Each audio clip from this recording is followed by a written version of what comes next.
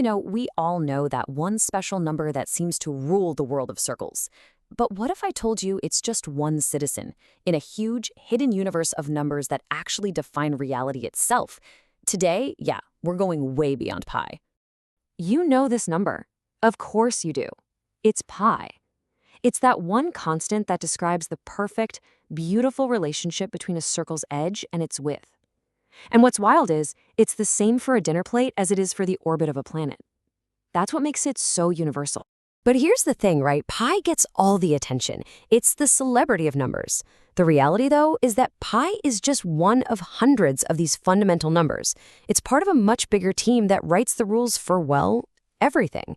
And understanding those rules is how we understand the universe.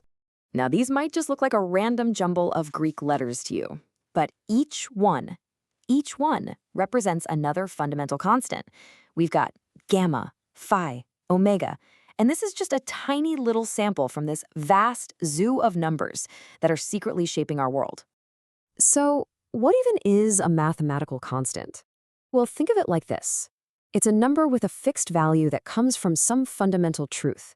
It's not something we invent, it's something we discover. Every single one is like finding a new piece of the universe's source code. All right, let's start with the constants our ancestors could literally see and touch.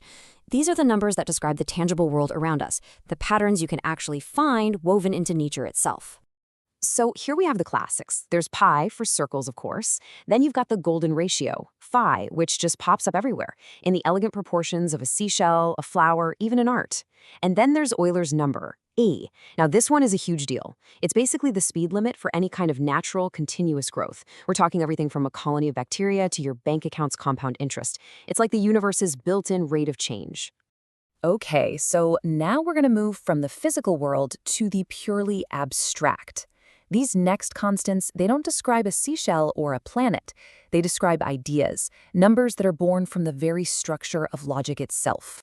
Take a good look at this number. It's called the Euler-Maschermoni constant, or gamma for short. And yeah, it's nowhere near as famous as pi, but to mathematicians, trust me, it's one of the deepest mysteries out there. So what on earth is it? Okay, imagine you're building a staircase. Each step is a simple fraction. You go one, then a half, then a third, a fourth, and on and on.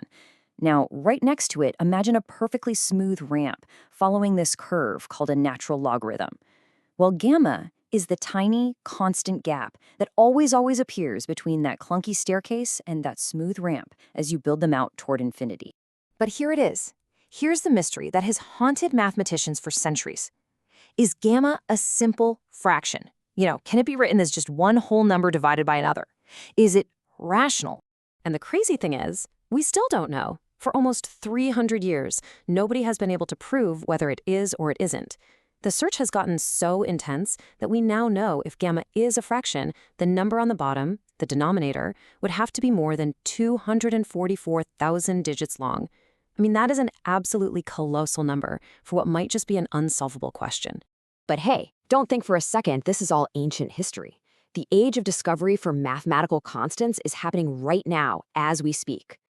This timeline really puts it all in perspective, doesn't it? We've known about pi for nearly 4,000 years. Gamma was defined back in 1735. And then you jump all the way to 1999, and we get the discovery of the MRB constant. This is a living, breathing field of study. And these discoveries, they're made by real people. The MRB constant is named after a guy named Marvin Ray Burns. He wasn't some ancient Greek